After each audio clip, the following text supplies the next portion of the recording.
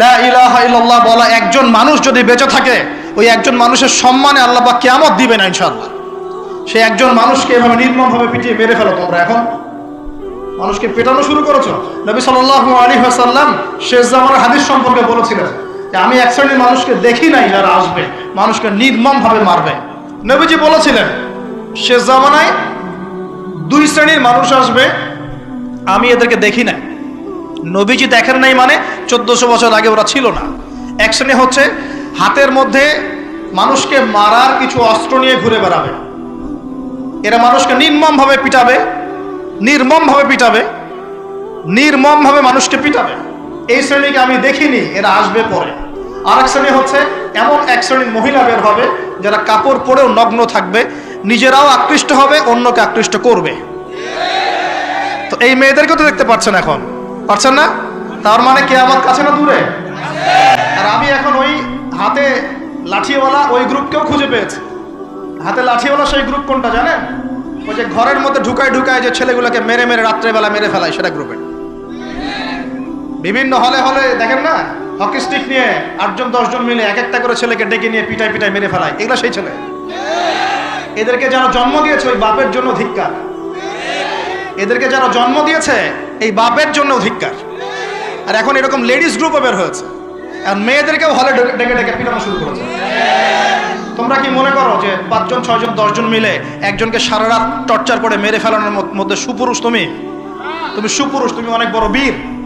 সাহসটাকে তুমি একজন মারামারি করে দেখাও না, দেখি তোমার এত বড় সাহস, তাহলে একজন মারামারি করে দেখাও না। আসো রিংয়ের মধ্যে আসো, তারপর দেখি তোমার কত শক্তি, আমাদের কত শক্তি। একজন 1-on-1 ব্যাটেলে আসো, খালি হাতে 1-on-1 ব্যাটেলে আসো। 8 জন 10 জন মিলে একটা বুয়েটের ছেলে, একটা মেডিকেলের ছেলে, একটা অমুকের ছেলে, তমুকের ছেলে, বাবা মায়ের স্বপ্ন লালন করা ছেলেগুলোকে ঘরের মধ্যে ঢুকাবা, সারা রাত পিটায় মেরে ফেলবা, এটাকে তোমরা সাফল্য মনে করো, বীরত্ব মনে করো? এই ছেলেগুলোকে জন্ম দিয়েছে যে পিতা মাতায়, এদের জন্য ধিক্কার আমার পক্ষ থেকে। আপনারা এইসব সন্তান জন্ম দিতে গেলেন কেন? খিদির আলাইহিস সালাম বেঁচে থাকলে ছোটবেলায় মেরে ফেলতো এদেরকে। ওই যে খিদির আলাইহিস সালাম ছোটবেলায় একটা বাচ্চাকে মেরে ফেলছিলেন না? মুসা আলাইহিস সালাম বলেছিলেন যে একটা বাচ্চাকে কেন মেরে ফেললেন? তখন খিদির আলাইহিস সালাম বলেছিলেন এই ছেলেটা যদি বড় হয়, বড় হলে অনেক বড় কাফের হবে। আল্লাহ আগে জানিয়ে দিয়েছেন, এই জন্য আগে মেরে দিয়েছে। এই বাচ্চাগুলোকে নিতে গেলেন কেন? কোন রকম লজ্জাবোধ নাই, চক্ষু লজ্জা নাই। এরপর যখন আইন শৃঙ্খলা বাহিনী এদেরকে অ্যারেস্ট করে নিয়ে যায়, বীরের মতো হাসতে হাসতে চলে যায়। ও জানে যে আমার কোনো সমস্যা হবে না, ফাঁক ফোকর দিয়ে বেরিয়ে চলে আসবে। তোমরা এগুলোকে বীরত্ব মনে করো, সুপুরুষ হয়ে গেছো তোমরা। এতই যদি ক্ষমতা থাকে, সাহস থাকে, তো একজন মারামারি করো না, 1-on-1 ব্যাটেল আসো। তারপর দেখো কে জিতে কে হারে। 10 জন মিলে একজনকে পিটাবা, মনে করছো খুব বড় বীর হয়ে গেছো। এখন 10টা মেয়ে মিলে একটা মেয়েকেও পিটাচ্ছে, সুবহানাল্লাহ। তা আবার ইসলামিক বিশ্ববিদ্যালয়ের মধ্যে। এই বিশ্ববিদ্যালয়ের নাম ইসলামিক কে দিল? এটা ইসলাম?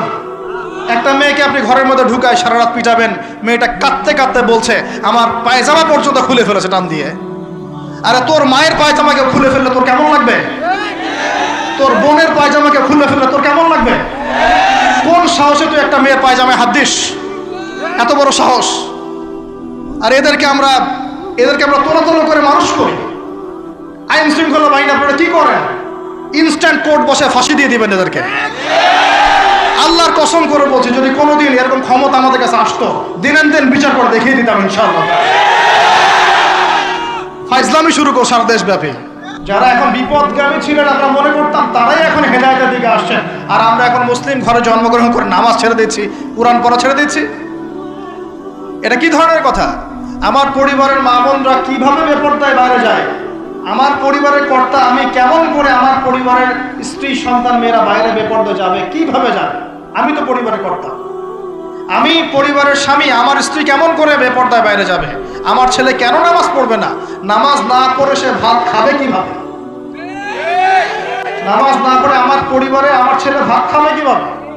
আমার মেয়ে কেমন করে ভাত খাবে? অতএব পরিবারটাকে শক্ত করেন, হালাল খান, সামাজিকভাবে ইসলামটাকে এগিয়ে নেন, ইনশাআল্লাহ দেখবেন একদিন বড় পরিসরে ইসলাম কায়েম হয়ে যাবে।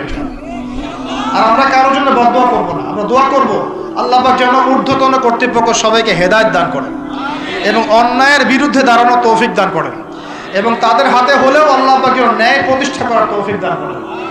আর ন্যায় কোনটা অন্যায় এগুলো এসব প্রোটেস্ট্যান্ট মুসলিমরা আপনাদেরকে শেখাতে পারবে না। যারা ইসলাম, কোরআন, সুন্নাহ, সমকালীন বিশ্ব ইতিহাস, অর্থনীতি, সংস্কৃতি, দেশীয় কালচার সব সম্পর্কে জ্ঞান রাখে, এই মানুষরা আপনাকে বলতে পারবে কোনটা সত্য, কোনটা মিথ্যা, কোনটা হক, কোনটা বাতিল। একজন কবর পূজারী আপনাকে কি হেদায়েত দিবে? একজন মাজার পূজারী আপনাকে কি হেদায়েত দিবে? একজন বেদাতি আপনাকে কি হেদায়েত দিবে? হেদায়েত তো নিতে যান খালি ওদের কাছে। আর জ্ঞানী মানুষকে তো মূল্যায়ন করে না। যারা বুদ্ধি বিক্রি করে খায় ওদের কাছে পরামর্শ নিচ্ছেন। আর কিছু বিষয় বলতে বলতে মুখের ফেনা উঠিয়ে দিলাম, তারপরেও কোনোদিনও বললেন না যে হ্যাঁ কথাটা গ্রহণ করা যায়। কি আশ্চর্য! যখন একটা সমাজের মধ্যে এই পাপগুলো ছড়িয়ে পড়বে তখন আল্লাহ পাকের গজব আসবে, এটা আসবেই। কিভাবে প্রতিরোধ করার কোনো সুযোগই নাই, আপনাকে প্রতিকারও করার কোনো সুযোগ নাই। তওবা করে আল্লাহর কাছে ফিরে আসতে হবে, এটাই সলিউশন। এই যে আমরা শহরের কথাই বলছিলাম, আমাদের সমাজের অন্যতম বড় একটা কিয়ামতের আলামত হচ্ছে উঁচু উঁচু বিল্ডিং নির্মাণের প্রতিযোগিতা। নবীজি জীবনের শেষের দিকে যে হাদিসগুলো বলেছেন, শেষের দিকে, তার মধ্যে কিয়ামতের বড় দুইটা আলামত বলেছেন। তার মধ্যে একটা হচ্ছে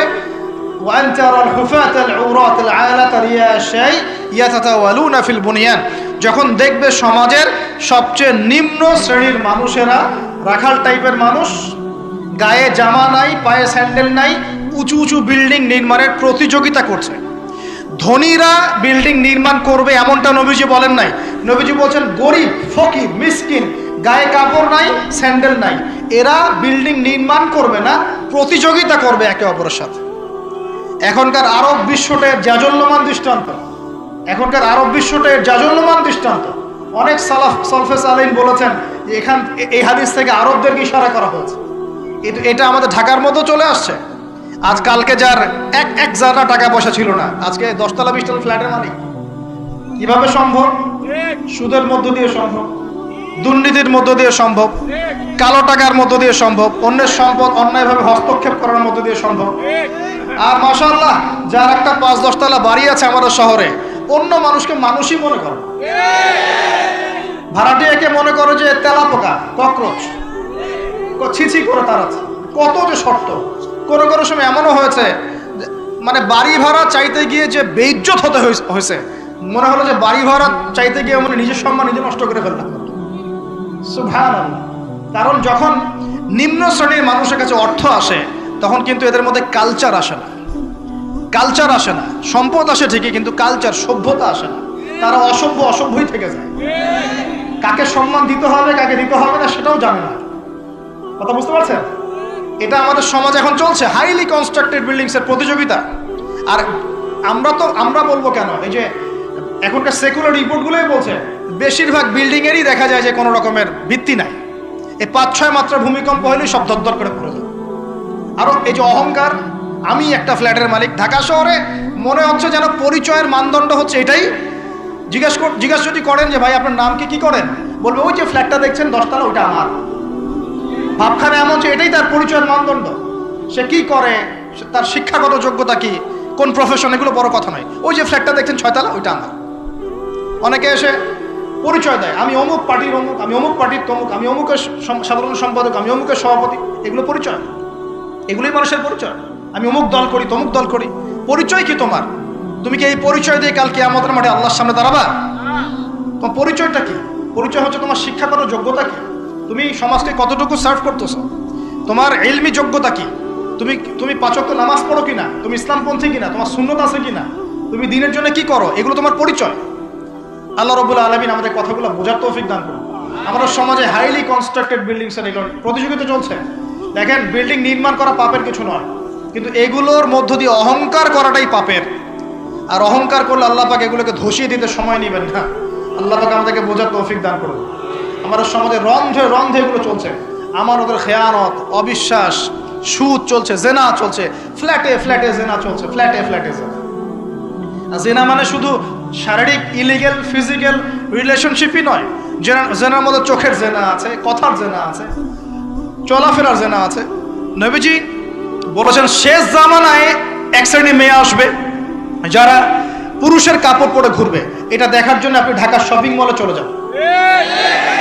শপিং মলে যান, কিয়ামত দেখতে পারবেন। কিয়ামত কাকে বলে?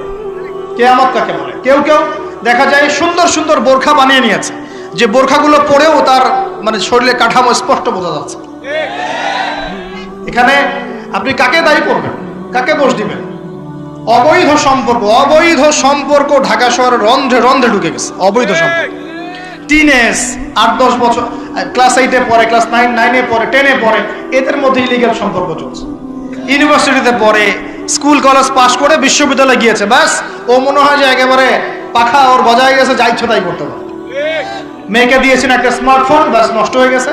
ছেলেকে দিয়েছেন একটা বাইক, ও দেখ মাদকের আসরে বসে আছে। কি একটা অবস্থা! এই যুব সমাজ কি আগামী দিনে ইসলামের পতাকা বহন করবে? এই যুব সমাজকে দিয়ে ইসলামের বিজয় লাভ হবে, নাকি আমাদের একটা ঈমান দীপ্ত যুব সমাজ দরকার? কোনটা? আল্লাহ পাক আমাদের সবাইকে আল্লাহর পক্ষ থেকে ঈমান দান করুন।